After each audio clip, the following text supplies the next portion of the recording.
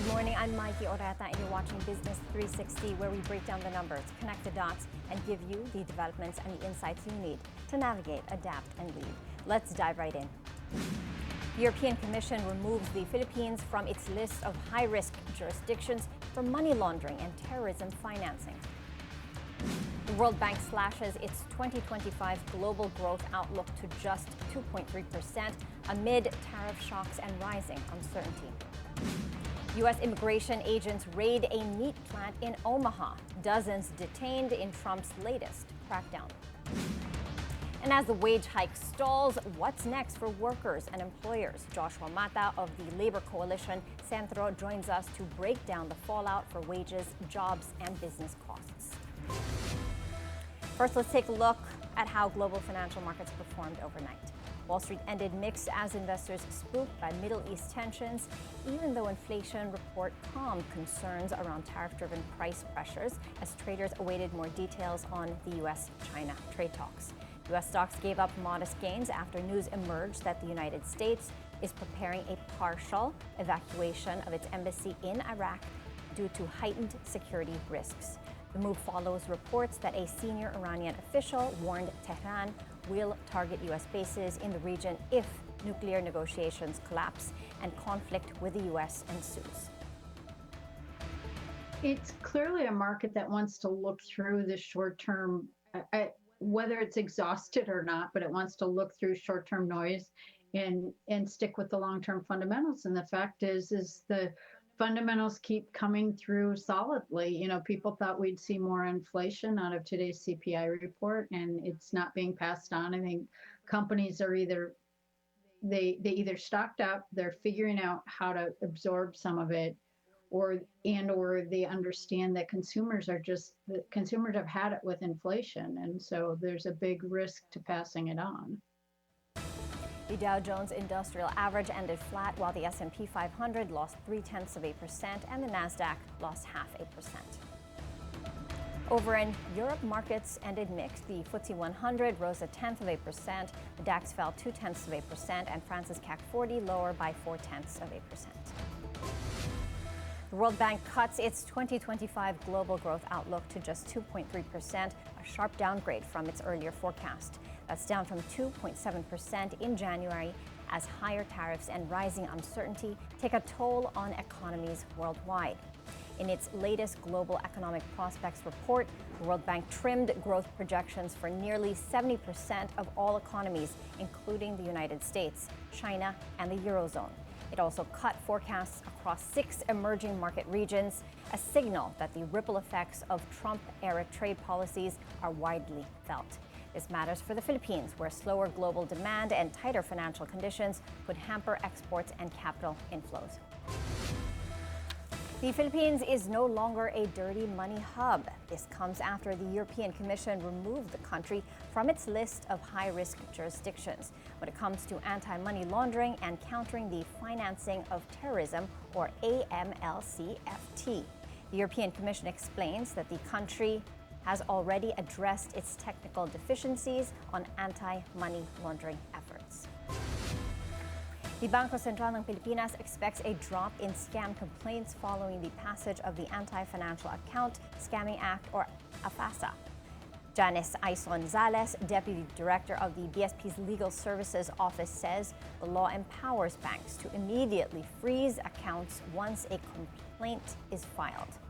AFASA allows banks and e-wallets to hold disputed funds for an initial 5 days, which may be extended up to 30 days, giving authorities time to investigate and protect victims. The U.S. and China may be nearing a trade truce, but Philippine businesses remain wary of lasting impacts. Sujin Kim has the details. The U.S. and China appear to have reached a breakthrough after talks on a trade truce framework in London. But despite the optimism, Philippine business leaders remain cautious as they continue to seek ways to shield the country from the lingering effects of the trade war. Every 1% of tariff imposed by a country hurt the country.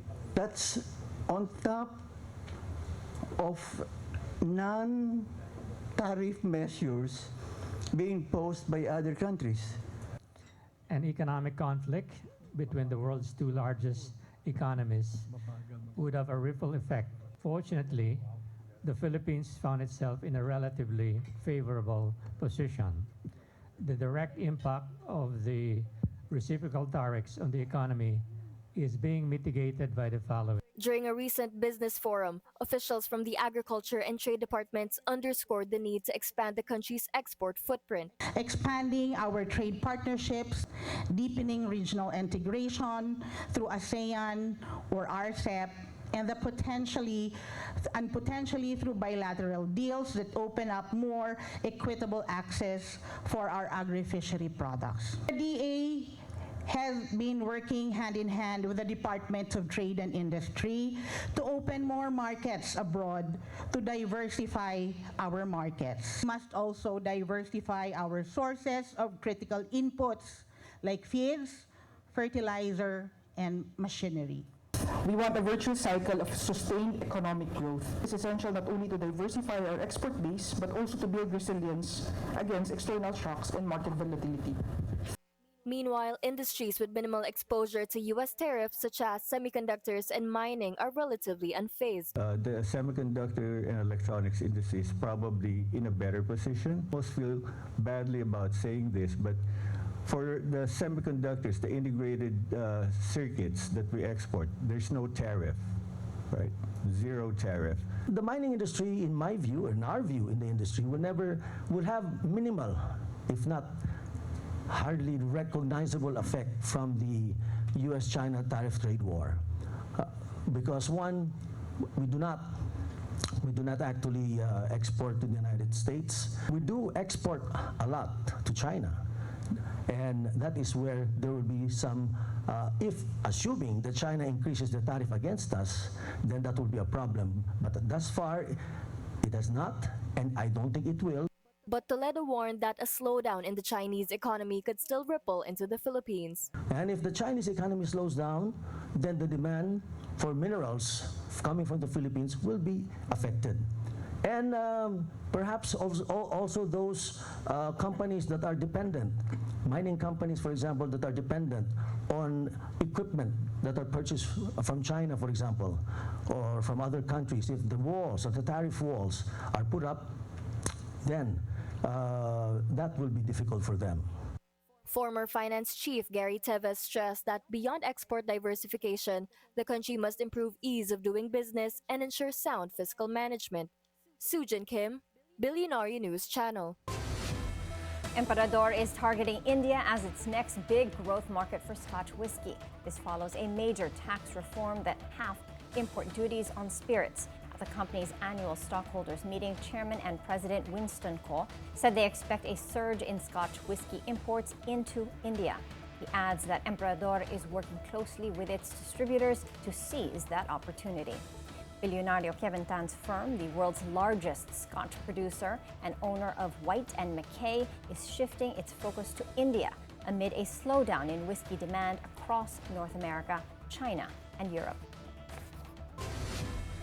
The Department of Transportation is confident commuters can finally ride the long-delayed MRT-7 by 2027, just before President Marcos' term ends. Now over 83% complete, the project aims to ease traffic and cut travel time between Quezon City and Bulacan, benefiting up to 600,000 passengers daily.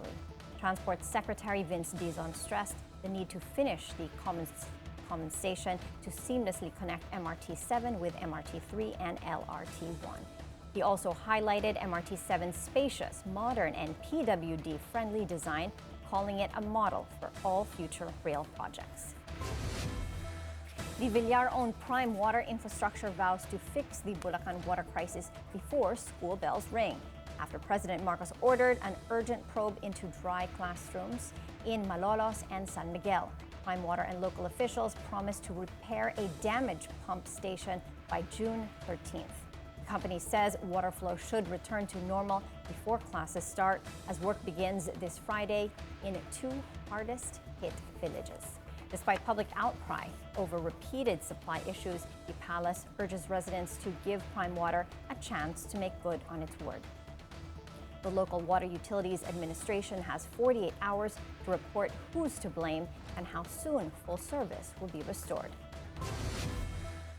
President Marcos gives the Villar-owned Sigor Island Power Corporation 6 months to fix its power supply woes or face consequences. The power firm is being blamed for daily blackouts lasting up to 8 hours, hurting Sigor's growing tourism economy. The island is now under a state of calamity, triggering access to emergency funds while local officials work on long-term solutions. In the meantime, a 2-megawatt generator from Palawan is being rushed to the island to provide short-term relief. Marcos says long-term fixes, including new transmission lines and a possible new power provider, are now on the table.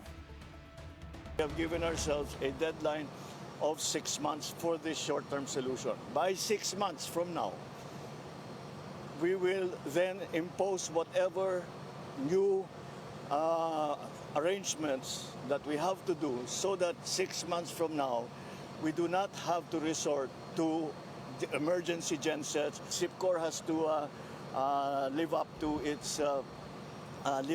its commitments. The warning comes amid a wave of public outcry over Villar-owned utilities, including Prime Water, which has also been criticized for spotty service. On another front, Philippine coconut oil exports are set to break records this year, powered by soaring global prices and strong demand. The Philippine Coconut Authority says revenues could surpass last year's all-time high of $2.22 billion, with prices reaching over $2,700 per metric ton in May. But the industry's momentum faces a threat, with over 500,000 coconut trees across 8 regions hit by a cocoa scale insect outbreak. Officials say the damage is still containable, affecting just 2/10 of the country's 345 million trees, and that treatment is already underway. Losses are estimated at 280 million pesos, while 94 million has been allocated to fight the infestation. President Bongbong Marcos inspects the Amandayehan port in Samar, which is being prepared as an alternate route for cargo trucks unable to cross the San Juanico Bridge during repairs.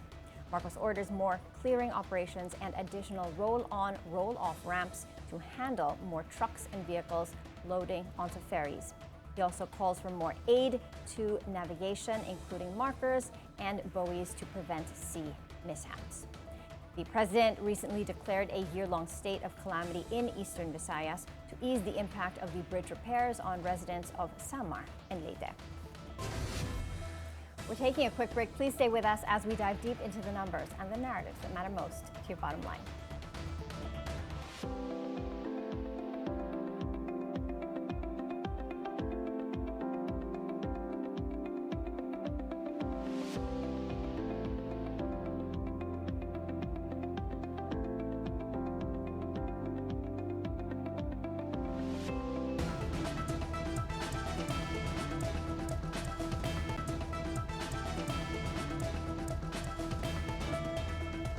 Welcome back. Let's check on how Asian markets are doing this morning. As of 10:20 this morning, the Nikkei 225 is in the red, lower by 0.7%. Hong Kong's Hang Seng Index is in the red by about as much, down by 0.7%.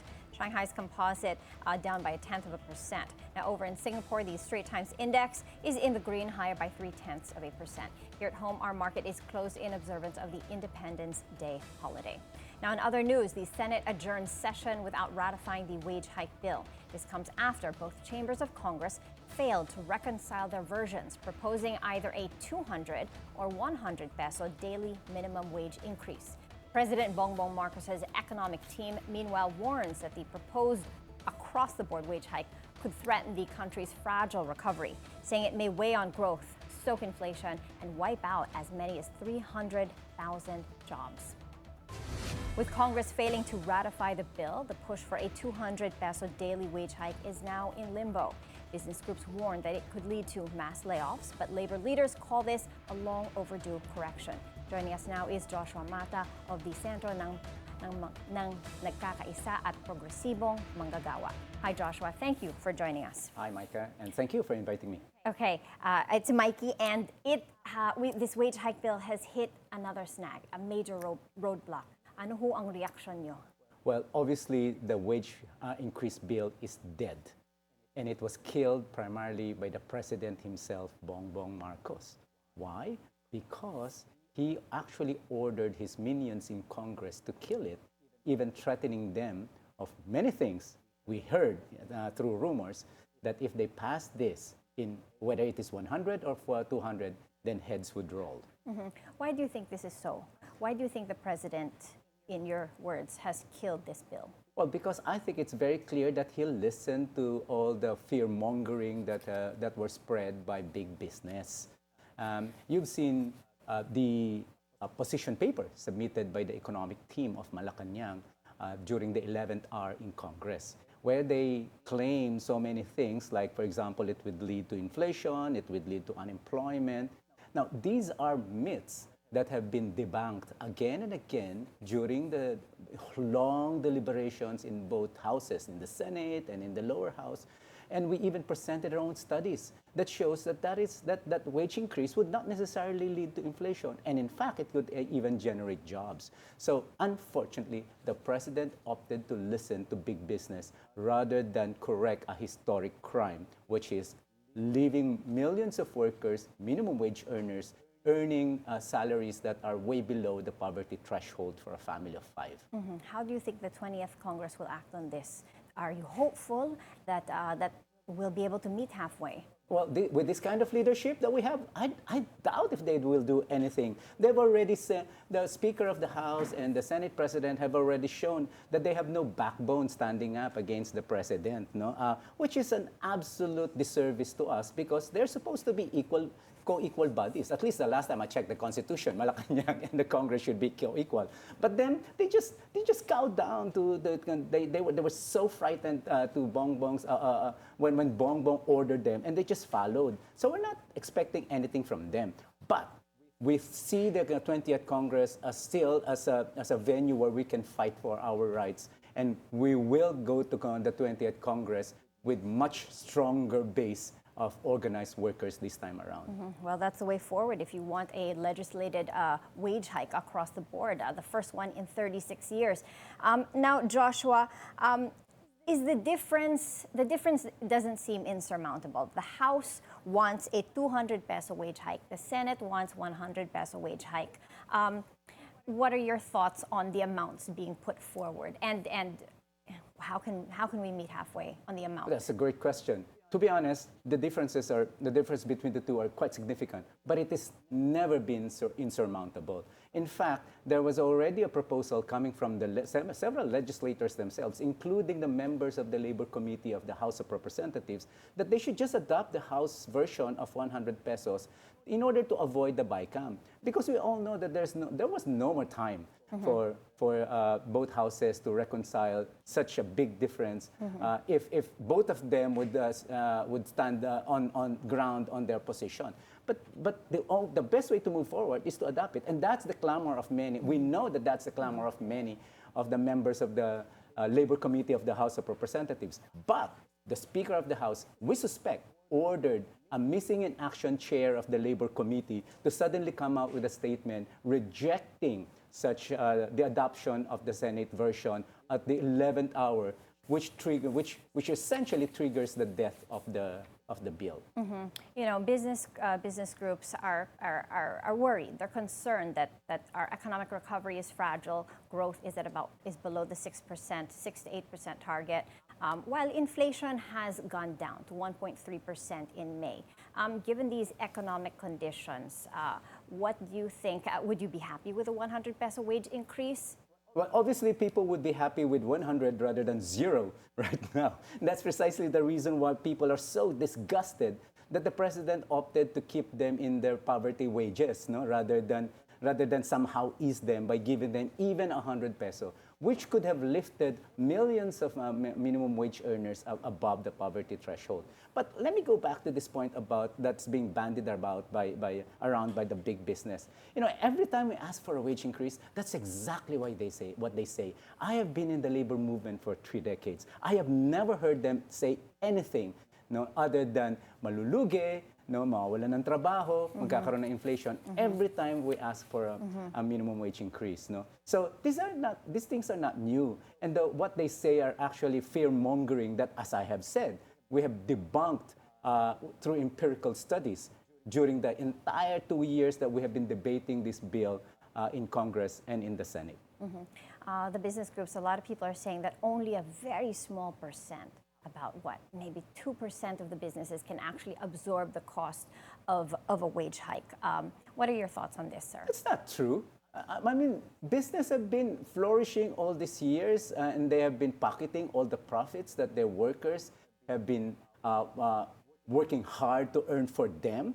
What we're asking would only be amount to about 9% to 15% and most of their profits. Is that too big a dent in their profits, if only to share it to the workers that created the wealth that they have been sitting on for many years? I mean, I think that's greed.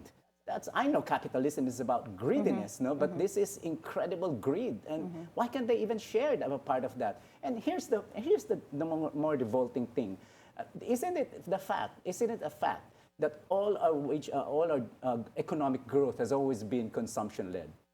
That's a fact. Now, if you give more money to workers, wouldn't that lead to more consumption? And wouldn't that lead to higher economic growth? And that's the reason why we actually believe that this could have generated more jobs. So enough of this about their fear-mongering of inflation, of companies closing. Enough of that. This is not about numbers anymore. This is about the moral stance of a president who has never, ever been poor. And that is the problem that we have right now. Joshua, on another note, business groups are saying that it should be the regional wage boards that handle this issue. What are your thoughts on this? Well, if that's the case, we would not have run to the Congress. 36 years. 36 years, and what have we got from, what did we get from all these regional wage boards? All minimum wage levels in all regions in the country are way below the poverty threshold for a family of 5. Way below. Now, can you imagine that? Now, do we want millions of minimum wage earners to continue toiling day to day, and yet they receive wages that are not even enough to feed their families? That's the question here. That's the whole point here. And I think that is what the president opted to ignore. The fact that he could have lifted at least 4 million minimum wage earners, he could have lifted them from poverty, and he dared not do it. That's the problem. What's more galling, if I may add, more galling is that they keep saying there's no more time. Yeah, but if that's a fact, then why were they able to pass the bill on mining? Is it because the speaker himself is so interested in mining, and they're not interested in the wages of workers, the minimum wages? That is a question I think people should be thinking of.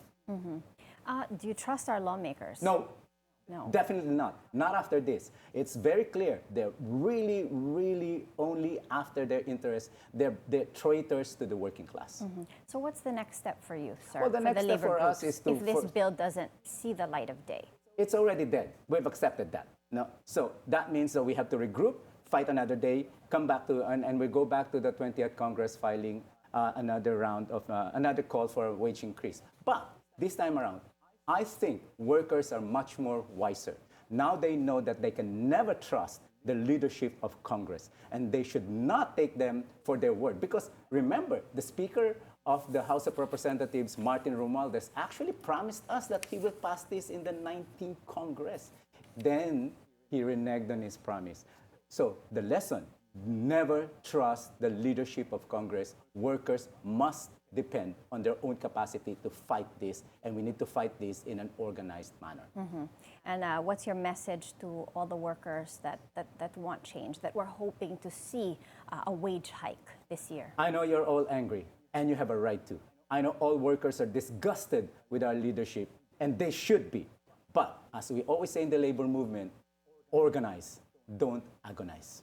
Okay, and your message to the employers that are resisting this wage hike, sir. What would you like I have to to hand it to you. You just you just won this round, but the battle's not over. We will fight for the rightful share of workers' fruits of labor. Okay, thank you so much for your time, Joshua Mata from the Labor Group Organization. Thank you very much for inviting us. We're taking a short break. Business 360 will be right back.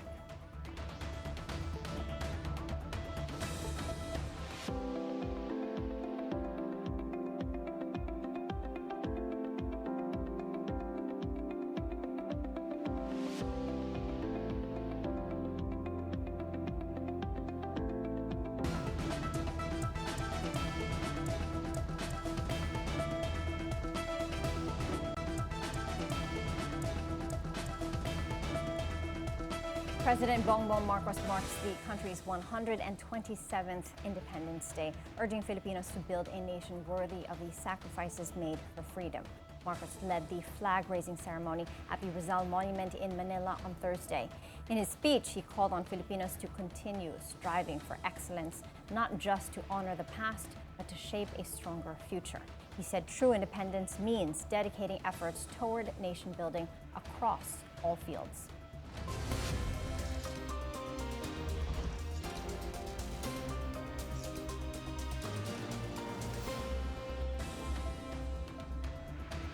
House lawmakers formally defer the acceptance of the articles of impeachment returned by the Senate through a newly adopted resolution.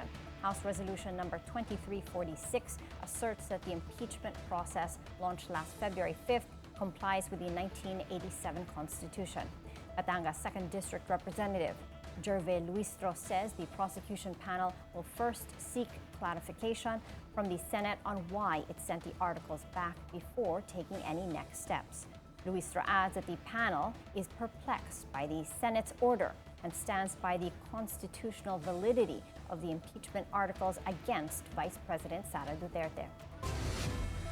Senators pushing to drop the impeachment trial of Vice President Sara Duterte should recuse themselves from the case. That's the call of lawyer Christian Monsod, one of the framers of the 1987 Constitution. I disagree. Who is he to be able to conclude that? Is there anything there that says that the Senate voted 18-5 to dismiss? Meron ba?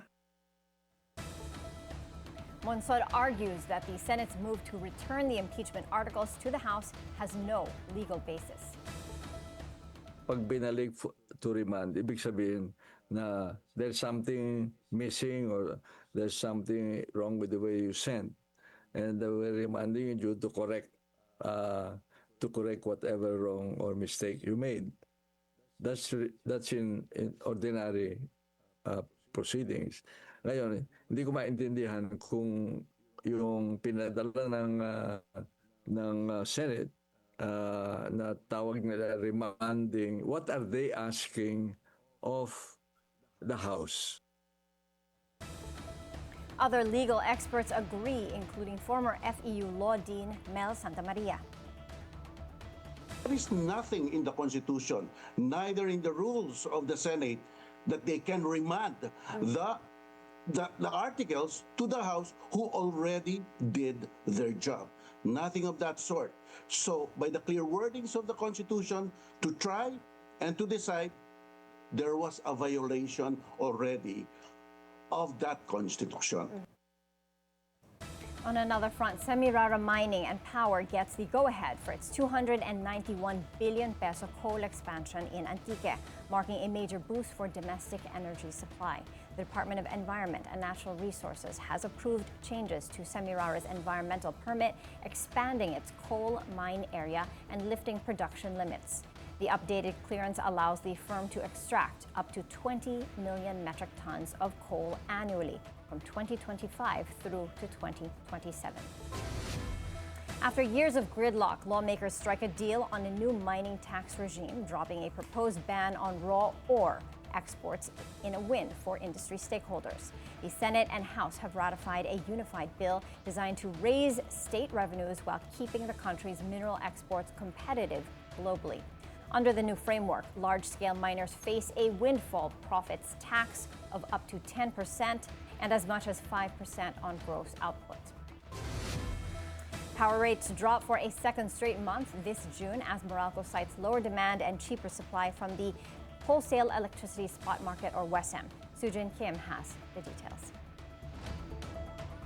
Consumers will see relief for the second straight month as Meralco cuts its overall electricity rate by 11 centavos per kilowatt hour, driven by a decline in power consumption and cheaper spot market prices. This translates to around 22 to 54 pesos in savings depending on consumption. The main driver, lower demand in May following peak summer consumption in late April, which resulted in lower spot market prices. Yung demand ine-expect na natin na bababa from the peaks that we experienced during summer dahil simula na yung tag-ulan, hindi na ganun kainit, so bababa yung paggamit ng kuryente. So yun, it will tend to push down power prices. Kasi dahil yung demand bumababa na, normally, yung presyuhan sa merkado hindi na masyadong tumataas. Hindi tulad nung summer months kung saan mataas yung demand, usually ang presyo ay sumusunod, no? We look at the seasonality of consumption. Pag pumasok na yung July hanggang yung bare months, hanggang tumawid na yan sa February, medyo stable na po yung presyuhan at yung supply. And lesser demand simply means there is less pressure for prices to go up. Despite a slight increase in transmission charges due to ancillary services, the overall rate still declined, offset by the cheaper generation costs. Meanwhile, Meralco's distribution charge remains unchanged since August 2022. Meralco called on qualified customers to enroll in existing subsidy programs, including the Lifeline rate for 4-piece beneficiaries. We are also encouraging our senior citizens to avail of the SC discount. Ito yung mga kumukonsumo po ay hindi humihigit sa 100 kilowatt hours. Meron din 5% discount po ito on certain components of the electric bill. Meralco clarified that the program is funded through a cross-subsidy mechanism where non-Lifeline customers shoulder the discounts.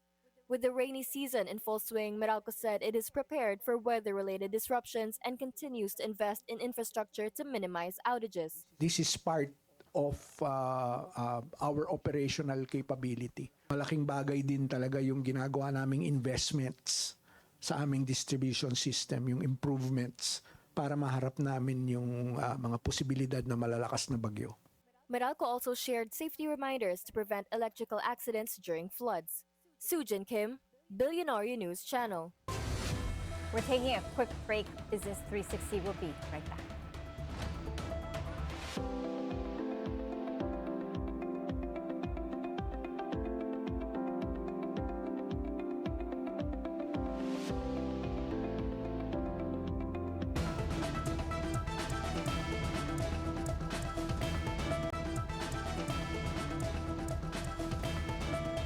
Welcome back to Business 360. In a stunning reversal, tech billionaire Elon Musk says he regrets his online feud with U.S. President Donald Trump. In a post on X, Musk admitted he went too far and said he now regrets some of his comments about Trump. The apology comes after Musk's favorability plunged among Republicans in the wake of their high-profile clash. The White House, meanwhile, says President Trump appreciates the apology. Asked if Musk's government contracts are being reviewed, Press Secretary Caroline Leavitt says she's not aware of any such moves. About Elon Musk, he issued an apology this morning. Has the president accepted the apology, or does he think it's too little too late? The president acknowledged the statement that Elon put out this morning, and he is appreciative of it, and we are continuing to focus on the business of the American people. U.S. immigration agents raid a meatpacking plant in Omaha, detaining dozens of workers in a surprise operation. The plant, owned by Glen Valley Foods, says it was caught off guard, insisting it complied with immigration rules. Immigration and Customs Enforcement has been ramping up operations as part of President Trump's push for record-high deportations. The White House has ordered a surge in arrests of undocumented migrants nationwide. U.S. law enforcement files criminal charges against anti-ICE protesters in Los Angeles. 2 men are arrested for possessing unregistered explosive devices after allegedly throwing Molotov cocktails at police in downtown L.A. and Paramount. U.S. Attorney Bill Esseley says authorities are still reviewing videos and social media to identify others involved in the violence. Demonstrations are expected to escalate on Saturday, with activist groups planning hundreds of anti-Trump rallies across the country. The last few days, we have seen vicious attacks on our agents and our properties here in the federal government. The escalation of violence by these rioters poses a serious threat to our agents and the safety of the public. Throwing rocks, explosives, assaulting agents, and committing other acts of violence are extremely dangerous and will not be tolerated. The President had no choice but to call in the National Guard to protect our assets and our personnel. A Manhattan jury finds Harvey Weinstein guilty on a sex crime charge. The former Hollywood power broker is convicted of assaulting a production assistant back in 2006, one of 3 counts he faced in his latest trial. The jury has yet to reach a verdict on another count involving the alleged 2013 rape of aspiring actress Jessica Mann. Regardless of that outcome, Weinstein faces up to 25 years in prison at sentencing. He's already serving a 16-year term for a separate rape conviction in California. Now, Nvidia teams up with France's Mistral to build a new AI cloud platform powered by 18,000 of its latest chips. The announcement comes at a tech event in Paris with Nvidia CEO Jensen Huang and Mistral CEO Arthur Mensch unveiling the deal alongside French President Emmanuel Macron. The partnership will advance France's AI ambitions and strengthen Europe's role in the global tech race. Nvidia also announces plans to build its first AI cloud platform for industrial use in Germany, expanding its footprint in the region. You should do everything in your power to try to advance AI here. Of course, there's nothing wrong with still using public AIs and cloud AIs and such, but you cannot afford to outsource all of it, especially because you have incredible talent here. France, as you and I were having the great conversation about, deep science, deep engineering, deep mathematics. And before we go, Nintendo makes headlines in the global gaming market as the Switch 2 becomes its fastest-selling console to date. The Japanese gaming giant sold 3.5 million units worldwide, just 4 days after launch, outpacing the original Switch, which moved 2.7 million units in its first month back in 2017. The Switch 2 retains the hybrid format, but boasts a bigger screen and beefier hardware, supporting blockbuster launch titles like Mario Kart World and Cyberpunk 2077. Nintendo's strong debut comes as the global gaming industry races for a slowdown in console sales, making this early momentum a potential game changer. And that's it for Business 360. I'm Maiki Oreta. Thank you for joining us, and keep it here on DNC, the Bilyonaryo News Channel.